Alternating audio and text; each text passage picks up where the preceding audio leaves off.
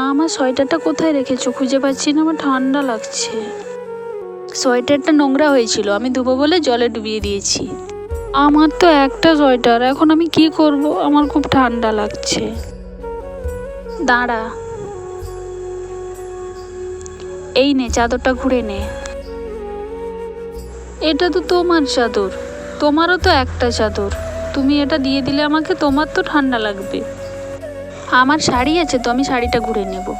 আর আমি এখন কাজ করব, কাজ করলে তো খুব গরম লাগে, আমি এমনিতেই চাদরটা খুলে দিতাম, তুই বরং চাদরটা ঘুরে পড়তে বসবি যা।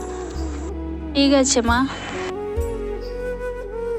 আর কত কষ্ট দেবে ভগবান, আমাদের না হয় এই কষ্ট সহ্য করা অভ্যাস হয়ে গেছে, কিন্তু আমার এই বাচ্চা মেয়েটা যে পারে না।